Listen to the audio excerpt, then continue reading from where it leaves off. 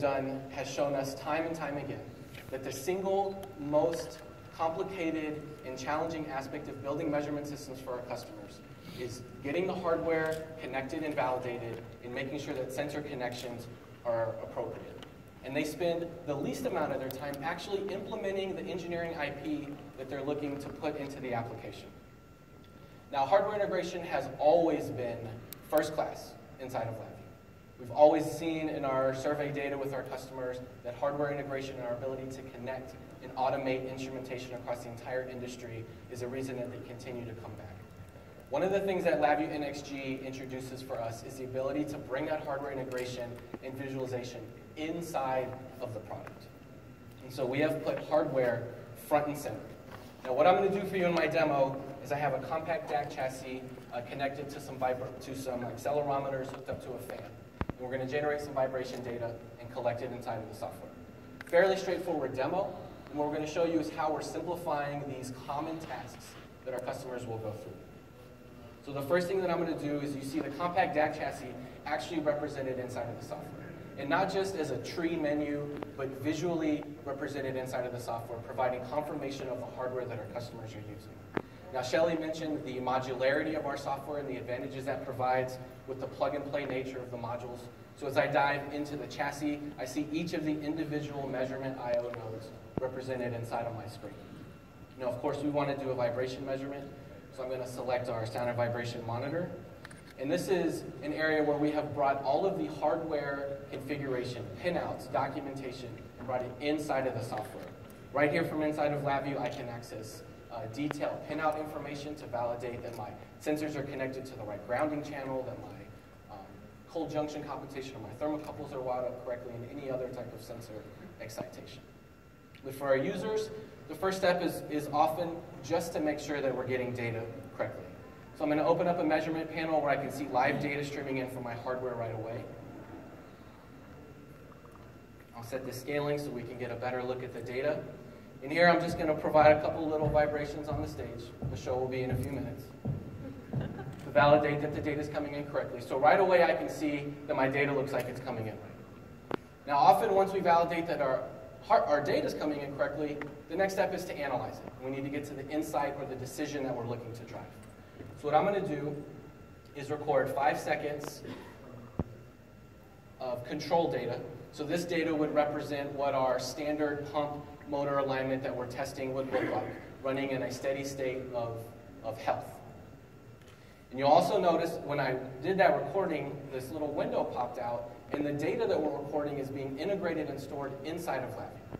This really simplifies for our customers data management and being able to get control data, store failure data, store high vibration data inside of the system, and they can test out their algorithms inside of the software without having to interact with different types of databases. Now I have my control data, so now I'm going to capture 5 seconds of high vibration data. So I'm just going to provide a few little bounces up here. I'm actually a professional tap dancer, so if you're interested, we can do lessons after the show. Okay, it looks like our data is collected. So I have my 2 different data samples built into the environment. So as a user, what I want to do is design an algorithm in order to get the insights that I need from the data. So I'm going to double click on my control data, and it's going to open this up inside of an interactive panel. Now, how many of you have actually seen a LabVIEW demo given to you before? I will note this is probably the longest any LabVIEW demo in the history of the world has gone without showing you programming or showing you code. So keep that in mind as we go through. Now, the code that I opened up is in an interactive window, so I can zoom in on the data, I can highlight the different components, I can zoom in on different anomalies in the data set. This is my standard vibration data. It seems pretty boring. What I want to do is put a limit testing algorithm on top of this so that I can identify for an operator if my vibration goes over a threshold. So I'm going to open up a limit testing interactive panel, and it's going to apply the default settings of my algorithm on top of the data that we were just looking at by default. I can use these interactive handles to configure the upper and lower limits of my algorithm to the parameters that I want. And now we have the high vibration that you all had to suffer through as I danced on the stage. So what I want to do is see how my analysis algorithm applies to the high vibration data and make sure that our parameters are set such that I actually get a failure when our data goes over the threshold. So I'm going to drag and drop our high vibration data on top of our window, and we can see the same parameters, the same algorithm applied on top of our high vibration data, and we can see, surely enough, our dancing elephant made an error. Now, everything that you've seen to this point isn't that novel. We've had configuration-based interactive software in the market that's done data acquisition, configuration, and measurements for a number of years. Jeff even alluded to, we determined a long time ago that this wasn't ideal for measurement automation because you need the power of programming applied to that. That's where the power of LabVIEW NXG comes in and how we can take these interactive steps that we've just done, largely steps that technicians and non-programmers can implement to validate sensor connections and design their algorithm, and transfer that over into a programming workflow. So I just clicked over to a VI, a nearly blank program inside of LabVIEW NXG, and I'm going to take the hardware configurations that we just worked through, the x-axis and y-axis scaling, the different bit setting and scaling of our different sensors. And the task that we created, I'm simply going to drag and drop the task over to my block diagram.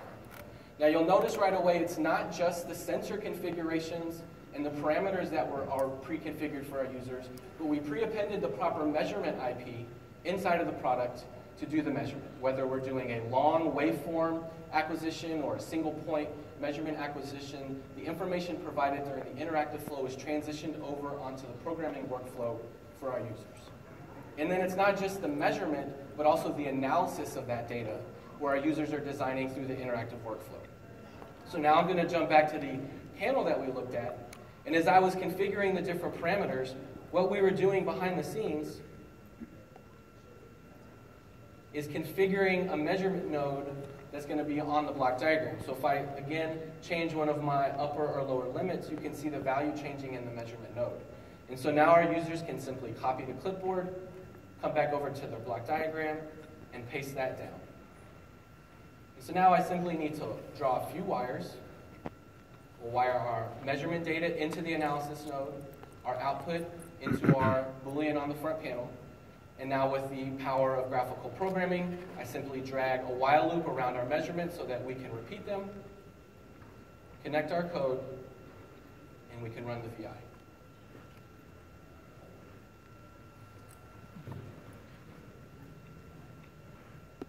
Now this brings productive programming to engineers that aren't programming experts. And we have long talked about domain experts and our ability to bring them productivity and bring the power of graphical programming to them.